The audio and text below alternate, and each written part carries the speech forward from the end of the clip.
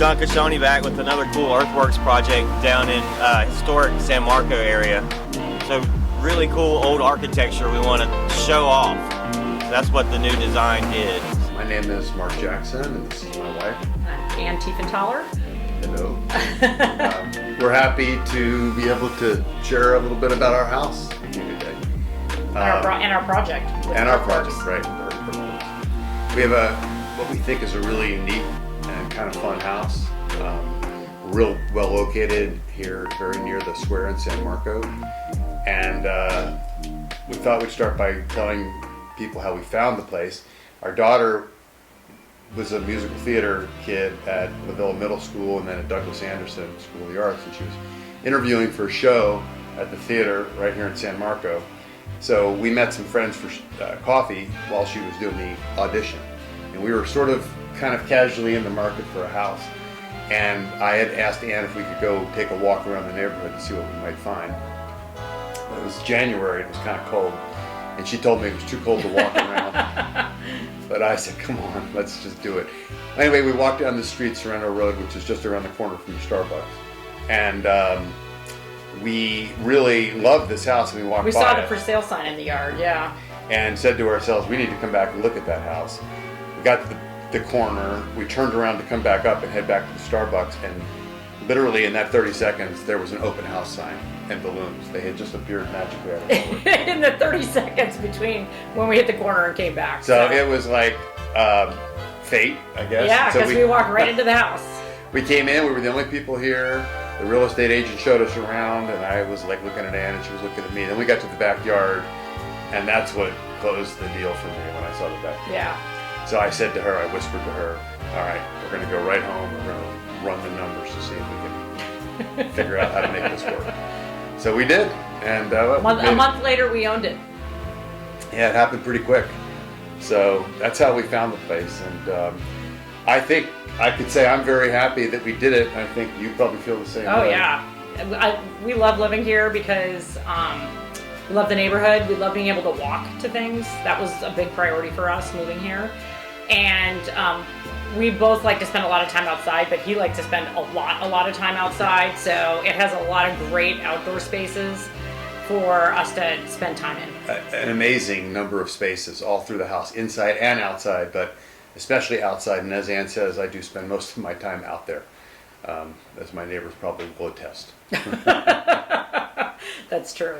So, you want to talk a little bit about the history of the house? Yeah, right. So we should probably give some credit where it's due. The lady who owned the house before us, Sabino Lachlan, she did a tremendous amount of work on this house, and really, I mean, it's a lot of renovating. The amount that the personal stake that she invested in this house is obvious, and you'll see when you walk around. But she did commission a historical dossier or study of this house because she applied and did receive historical designation. So it is considered, I guess, a landmark, a Jacksonville landmark. It is that the house, we learned from the report, was built in 1935. It was part of the original San Marco housing subdivision that was one of the original housing developments on the south side, south bank of the St. Johns River. And we know from reading this report that when the lots were made available in the San Marco subdivision, apparently they all sold, all 250 of them, sold in one day.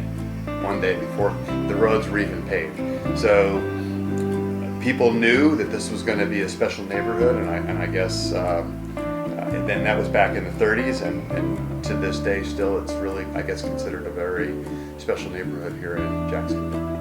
And one of our neighbors down the street also used to live in this house. He was an architect, but also an artist, and he made a lot of artwork here in the garage. And then he sold the house, moved down the street, but we were able to purchase one of his pieces to have in our house, you know, kind of as to make a connection. Yeah, to make a connection to a previous owner. But he gave us these pictures. Yeah, and he gave us these cool pictures of what the house looked like, and we can show it when he was working on his art in the house. You can see this is what the front of the house used to look like. I don't know if shows up too well. I mean, it was kind of cool, but you know, had a tile roof. It had this kind of sort of strange door right in the middle of the archway right there. And this was the back of the house. This is where the master bedroom used to open up, I guess, directly to the yard, and you had to step down. Well, it looks a lot different today. You're going to see. Many of the people who owned this house before us did a ton of work. And if you're wondering, the artist is David Engdahl. And here he is. Here's a picture of him. Yeah, these are his pictures. But here's a picture of him in his workshop, which I guess used to be in the garage of this house. And the garage of this house looks a lot different now because it was torn down and rebuilt as a guest house. But David Engdahl lives just a few houses up the street, and I can tell you because I've been in it, he has a workshop that looks just like that. yes, his current workshop looks just like the old one. That's true. This room used to be a front porch in our original house, so at some point somebody enclosed all the huge, big, curvy openings and made these great windows and shutters. But yeah, original porch floor, and so now it's a little front room that Mark spends a lot of time in, actually. And then come through here, this is the front door, the original front door. Still in the house. And our dining room, living room. There's a really unique fireplace here. I've seen other ones in San Marco like this. It's like a cast concrete. It's really hard. It's not real wood. It just kind of is painted to look like real wood. And then the previous owner did added the stairs and the second floor, which was originally an attic. And there's a little secret bathroom under the stairs. You want to see it? It's tiny.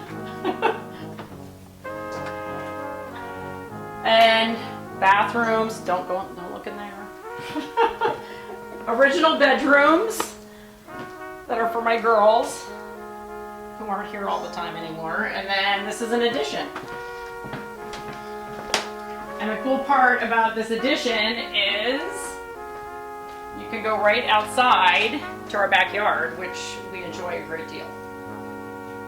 So here we are in our backyard, and this is again, I think Mark told his story about how the backyard is what really sold him on the house. And there's so many elements back here. There was the gazebo, which when we bought it was screened in. There's a swimming pool, which is really cool. The slide. And I think what Mark really loved was the fact that there was a pond. He's always wanted a pond in his yard, and the house came with a pond. So we have this beautiful pond that he's planted a lot of plants around it, and we've added a little wall to help keep the rocks from tumbling out. But it's just been a great addition to our yard. Is that pond. And then if you keep coming to the back, you see our guest house here. And then we have a tree house. And the treehouse is really cool because it's actually built around that giant live oak tree. It's not nailed into it. It's actually just circles the tree. And it's fun. Whenever kids come over and visit, they love running around and checking it out. And it's great for some storage, and it's just a really cool kind of centerpiece in the back of the yard. And then we have a little stage here. We have yet to have a performance, but you never know. One of these days, maybe we'll have a performance on our stage. I don't know why we have a stage, but we do. And then our grill area. And we have a little secret door that leads out to the square. It's cool. So we just go out and there's an alley there, and we walk around the corner and we're right there in San Marco Square. The landscape when we bought the house hadn't really been freshened up in a while. We had some pittosporum that were growing, those shrubs. Some landscape lady told me that they were called pitiful sporums or something. They didn't look so great.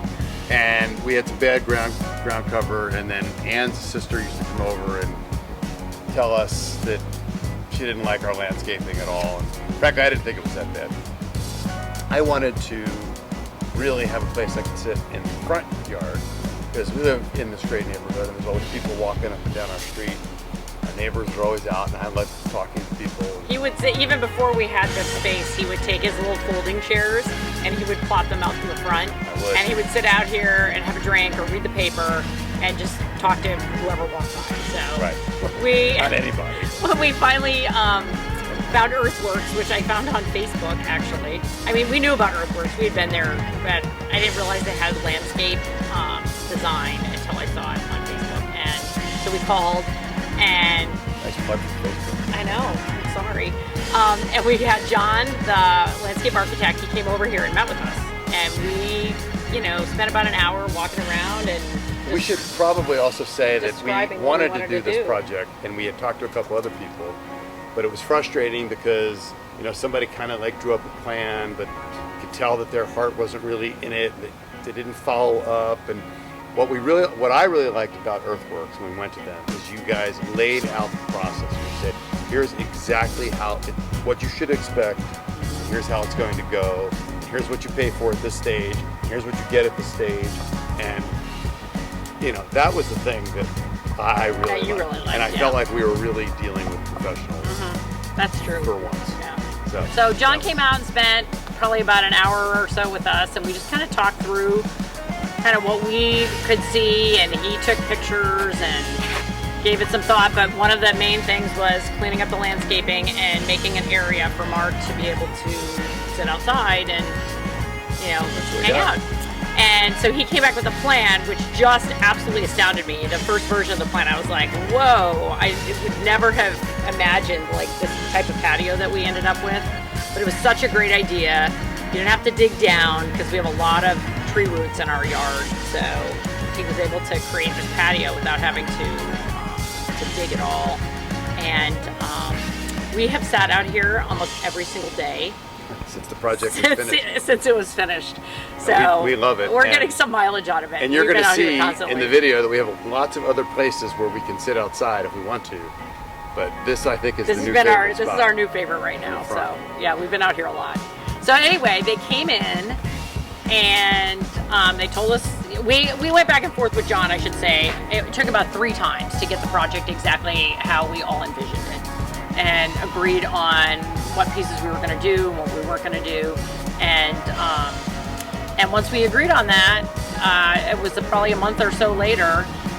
They told us they were coming in and they started the project. And pretty much gave us dates, and they were here Yeah, on it the took dates 5 they days. said, and literally got it done in accordance with the project schedule. Yeah, actually, yeah, it was fast. So In a world where contractors don't show up a lot of times, Oh my and things gosh. don't happen to schedule, it was really refreshing. everybody did exactly what they said they were going to do. on the day they said they were. Yeah, so it was great. Working with everybody at the company was great.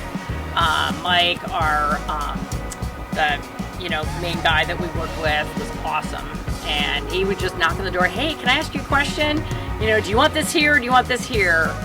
When I went to the yard to pick out the rocks that we put in the landscaping, that was great. Just being able to stand there and look and select what I kind of envisioned in the front yard. And everybody was so flexible. We're like, oh, can you do this instead? Or can we, move this here? And we made some on-the-fly decisions, and they all worked out great. So we're really happy with how the project came together.